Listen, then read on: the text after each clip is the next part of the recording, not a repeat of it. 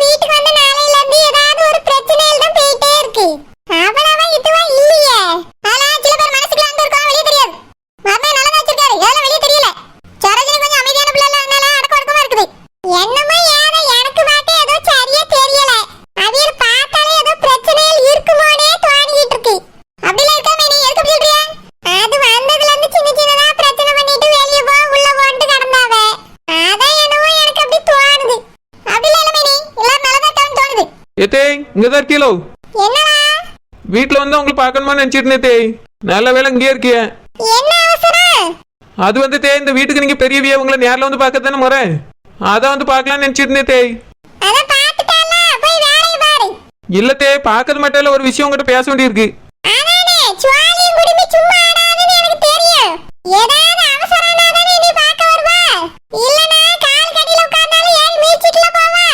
ஐயோ நீங்க அப்படிலாம் நினைக்காங்க தே. நீங்க ஊனி ஒரு வார்த்தை சொல்லுங்க, நான் உயிரே கொடுத்துருவேன்.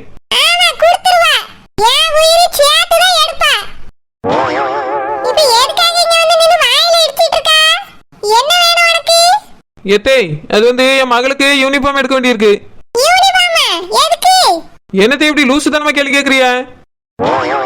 யூனிஃபார்ம் எதுக்கு எடுப்பாவே? ஸ்கூலுக்கு போறதுக்கு தான்.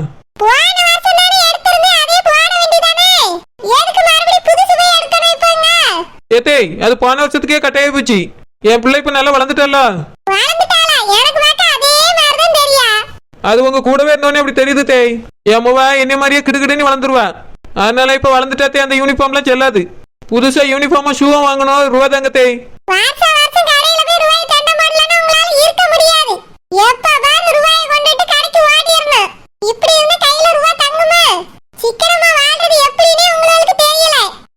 அதுக்காக யூனிஃபார்ம்ல எல்லாம் சிக்கன் பண்ண முடியுமா? அப்புறம் முட்டிக்கு மேல இருக்கும் எல்லா பிள்ளைகளும் கிண்டல் பண்ணோம். எதுல சிக்கன் பண்ணணும் எதுல சிக்கன் பண்ண கூடாதுன்னு உங்களுக்கு தெரியல தே.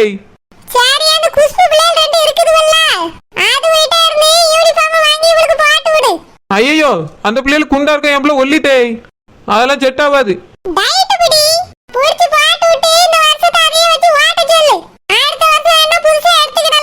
ஏத்தே பழைய துணிலாம் போட முடியாது, அப்படியே நரைச்சு போய் கிடக்கும். புதுசா வாங்கி கொடுக்கணும் தே. ஒத்த பிள்ளை வச்சிருக்கோம், ஒரு யூனிஃபார்ம் கூட வாங்கி கொடுக்க முடியாதா? நீங்க முதல்ல 10,000 ரூபாய் தாங்க, நம்ம யூனிஃபார்ம் எடுத்துட்டு வரேன். ஆமா தே 3 செட் யூனிஃபார்ம் எடுக்கணும், ஷூ 2 வாங்கணும், பேக் வாங்கணும், வேற அவளுக்கு என்னென்னலாம் தேவைப்படுதோ அதெல்லாம் வாங்கி கொடுக்கணும் தே. அப்புறம் என் பிள்ளை முதல் நாள் ஸ்கூலுக்கு போகும்போது நானும் நல்ல சேலை எடுத்து கொடுத்துட்டு போனோம்.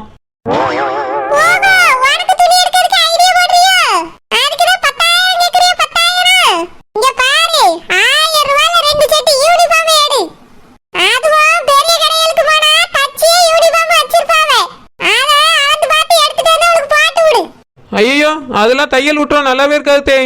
நான் எடுத்துதான் என் பிள்ளைய அளவு கொடுத்து தைப்பேன்.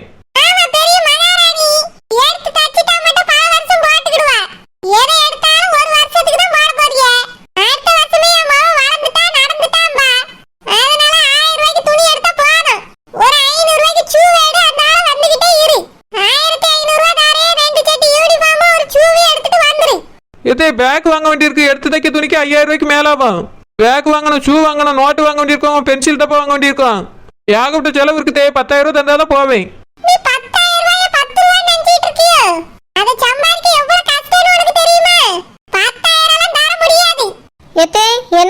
என்ன பிரச்சனை? அப்படியே தே நானும் அருணுக்கு யூனிஃபார்ம்ல எடுக்கணும் தே. என்னது யூனிஃபார்ம்க்கு 10,000 ரூபாய் கேட்டாளா? ஆமா இவளுக்கு காசு மரத்துல காய்க்குதுன்னு நினைப்பு. 10,000 யூனிஃபார்ம் எடுக்கிறதுக்கு வேணுமா? ஏ நெட்டச்சி 10,000 ரூபாய் கேட்டா? ஆமா என் பிள்ளைக்கு ஷூ வாங்கணும், பேக் வாங்கணும், ட்ரெஸ் வாங்கணும். வேற என்னென்னலாம் தேவைப்படுதுன்னு கேட்கல அதெல்லாம் வாங்கி கொடுக்கணும். 10,000 ரூபாய் எனக்கு தேவைப்படாதோ? 10,000 கேட்டாலும் 10,000 இதுக்குள்ள 10,000 ஆகுமா? ஏத்தே எனக்கு 20,000 தாங்க. என்னது 20,000மா? ஆமாத்தே 20,000 தாங்க. என்ன வேண்டி நினைச்சிட்டு இருக்கியா ரெண்டு பேரும்? பிள்ளைகளுக்கு யூனிஃபார்ம் எடுக்க போறீங்களா இல்ல பள்ளிக்கூடத்துல போய் சேர்க்க போறீங்களா? 10,000 தான் 20,000 தான் கேட்டிட்டு இருக்கியா? ஏத்தே ஸ்கூல்ல சேர்க்கறதுக்கு 10,000 தான் வாங்குவான்னு நினைச்சிட்டு இருக்கீங்களோ? அதுக்கு 50,000 1 லட்சம்னு கட்ட வேண்டியிருக்கு. அதெல்லாம் நீங்களா கட்டியா? அதான் தான் எல்லாத்தையும் பாத்துக்கிட்டியாவே. இதுக்காது நீங்க 20 தாங்க. இவனாவது பரவாயில்ல 10,000தோட நிறுத்திக்கிட்டா. இடி விடுவா நீ என்னடா 20,000 கேட்டா? பொட்ட பிள்ளையா இருந்தாலும் அது வாங்குற இது வாங்குற கம்மல் வாங்குற செயின் வாங்குறன்னு ஆசைப்படும். ஓமாவுக்கு அப்படி என்ன வாங்குன? என் மகன் சைக்கிள் வாங்கி தந்தா தான் இந்த வருஷம் ஸ்கூலுக்கு போவேன்னு சொல்லியிருக்கான். நான் குழந்தை வாங்கி கொடுப்பாரு நினைச்சா அவர் கோமால போயிட்டாரு. அதனால இப்ப நம்ம தான் வாங்கி கொடுக்க வேண்டியிருக்கு. 20,000 தாங்கத்தே நானே இவ கூட போய் வாங்கிட்டு வந்துடுறேன் எல்லாத்தையும். இங்க பாருங்க ரெண்டு பேருக்கு ஒரு சொல்லிடுறே. ஒருத்தருக்கு 2,000 கணக்கு பண்ணி 4,000 ரூபாய் வேணா தாரேன். அத வச்சு என்ன வாங்கணும்னு நினைக்கிறீங்களோ வாங்கிட்டு வந்துருங்க.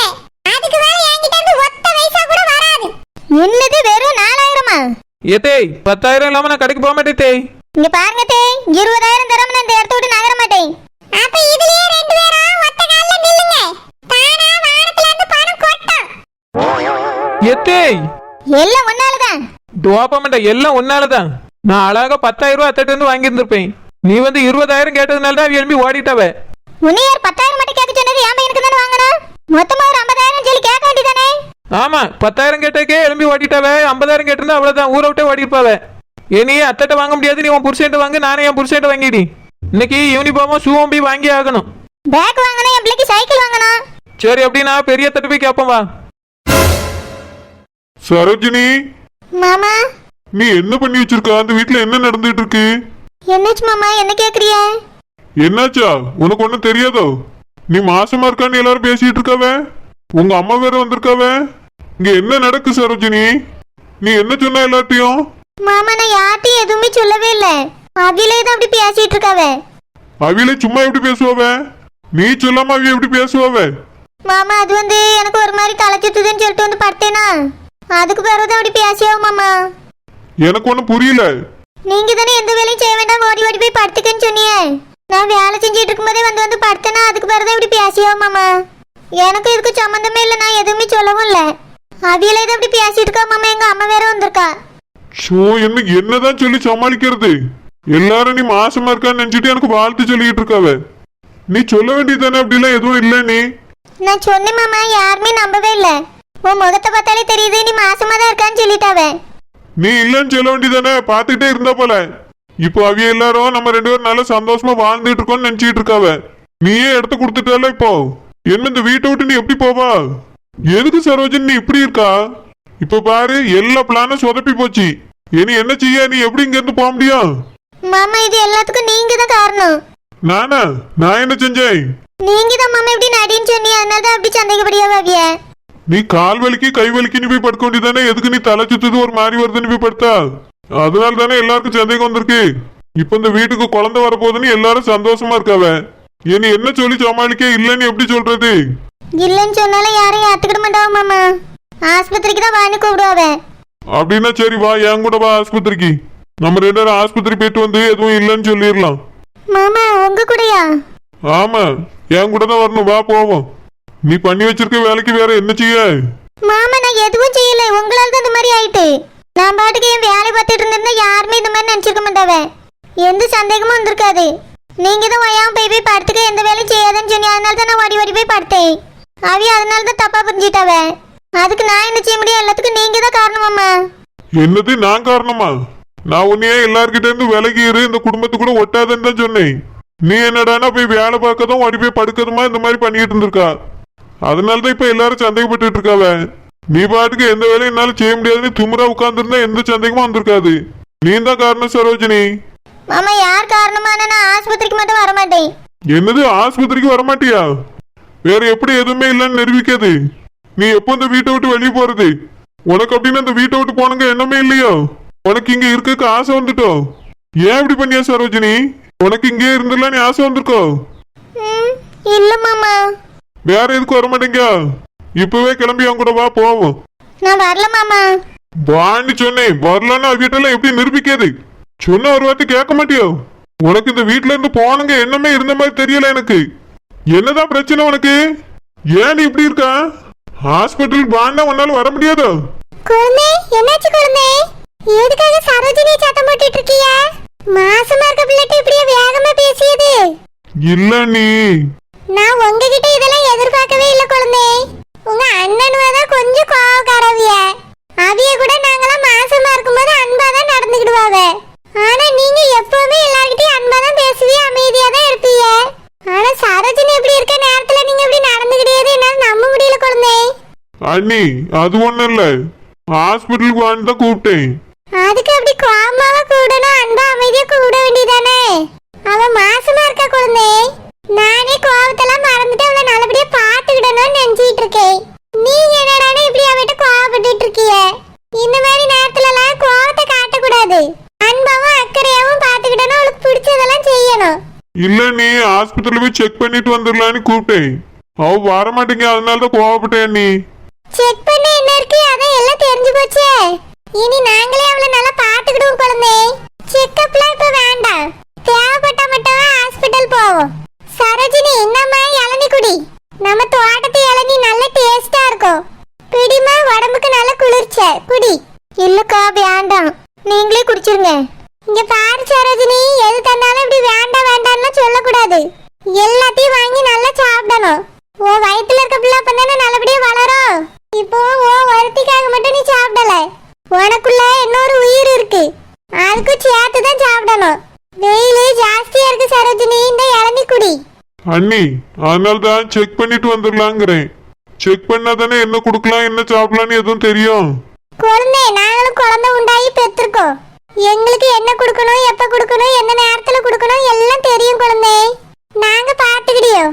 நீங்க ஆஸ்பத்திரி பத்தியே நினைக்காதுங்க குழந்தை. அவதான் வர இஷ்டம் இல்லைன்னு சொல்லியல்ல. 10 மாசம் கொஞ்சம் பொறுமையா இருங்க, நல்லபடியா பிள்ளை பிறக்கும். அதெல்லாம் பிறக்காத நீ. ஐயோ குழந்தை என்ன பேசுறிய? உங்க பொண்டாட்டி மாசமா இருக்கா, இப்படியே பேசியது? பிள்ளைய நல்லபடியா பெத்து எடுக்கணும்னு கடவுளை வேண்டிக்கிடுங்க. ஷோ இவ்விட்ட நான் என்னத்த சொல்லுவேன்? அவ மாசமாவே இல்ல, சும்மாதான் இருக்காது. அவளுக்கும் தெரியும் எனக்கும் தெரியும். இவிய என்னடானா மாசமா இருக்கா, பிள்ளை 10 மாசத்துல பெத்துருவான்னு இருக்காவ. ஆஸ்பத்திரிக்கு போயிட்டு வந்தாலாவது ஒன்னும் இல்ல, செக் பண்ணியாச்சுன்னு சொல்லிடலாம். ஆஸ்பத்திரிக்கு எல்லாம் வர விட மாட்டேங்காவ. இப்ப என்ன செய்ய?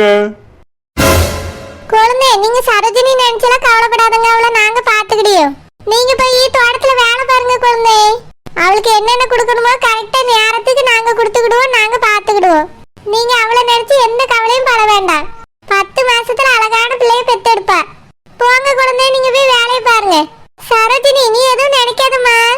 ஆனந்த் குழந்தை உன் மேல இருக்க பாசத்துலதான் அப்படி கூப்பிடியாவே. ஹாஸ்பிட்டலுக்கு போகனாலும் ஒன்னும் பிரச்சனை இல்லை, நம்ம பாத்துக்கிடலாம். இன்னமா நீ இளநீ குடி. இல்லக்கா வேண்டாம். ஏன் சரோஜினி உன் புருஷன் கோவப்பட்டு போறாருன்னு வருத்தப்படுறியோ? எல்லாம் ஒரு குழந்தை பிறந்துட்டா சரியாயிரும். குழந்தை உன் மேல இருக்க அக்கறையில தான் அப்படி சத்தம் போட்டுட்டு போறாவம்மா. நான் கூட தான் உன் மேல கோவமா இருந்தேன், இப்ப பாரு எந்த கோவமும் எனக்கு இல்ல. அப்படிதான் அவரும் உன் மேல இருக்க அக்கறையில தான் கோவப்படியாவ.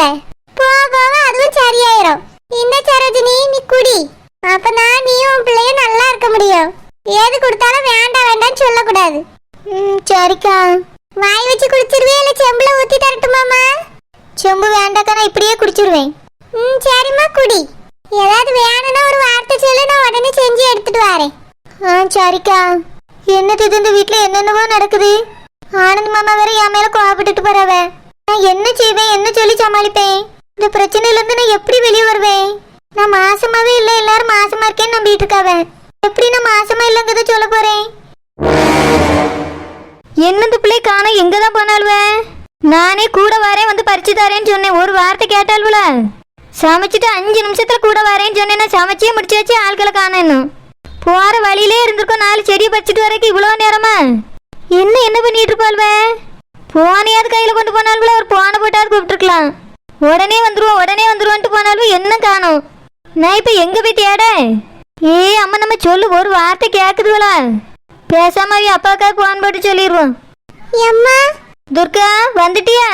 இவ்வளோ நேரமா இலை பறிக்க போயிட்டு உடனே வந்துருவேன் தானே சொல்லிட்டு போனா இவ்வளோ நேரம் ஆயிருக்கு. அம்மா இலை பறிச்சுக்கிட்டே இருந்தம்மா, நேரம் போறதே தெரியல. ஐஷுவும் பேசிக்கிட்டே இருந்தாளா, அப்படியே ரொம்ப நேரம் ஆயிட்டு. போனை எடுத்துட்டு போறேன் தானே இவ்வளவு நேரம் பிள்ளைகளை காண்மேன்னு தவிச்சு போயிட்டேன். ஆமா ஐஸ் உங்க கூட வந்தாலும் அவளைங்க அவ பசிக்குதுன்னு அவங்க வீட்டுக்கு போயிட்டாமா. ஆமா கையில இலைய காணா. இலை பறிக்க தானே போறேன்னு சொன்னா இலைய காண்மேங்க. அம்மா அது ஐஸ் எடுத்துட்டு போயிட்டா. என்னது ஐஸ் எடுத்துட்டு போயிட்டாளா உனக்கு? அம்மா அவளுக்கு தேவையானதை எடுத்து வச்சுட்டு கொண்டு வான்னு சொல்லியிருக்கேன். பிறவு வருவா. என்ன காண்மேனு உங்க அப்பாவுக்கு பான் போடலான்னு தான் போய்கிட்டு இருந்தேன், அதுக்குள்ள வந்துட்டா. சரிம்மா போய் கையை கால கழுவிட்டு வா, சாப்பாடு சாப்பிடலாம். சரிம்மா. நல்ல வேளை அம்மா என்னை தேடிட்டு அங்க வரல. அப்பாட்ட சொல்லியிருந்தா அவ்வளவுதான் கண்டிப்பா என்னை தேடி வந்திருப்பாங்க. நல்ல வேளை இப்ப நான் தப்பிச்சிட்டேன். அங்கதான் போனேன்னு தெரிஞ்சிருந்தா ஏதாவது சத்தம் போடுவாங்க. என்னமேலாம் அங்க போக கூடாது.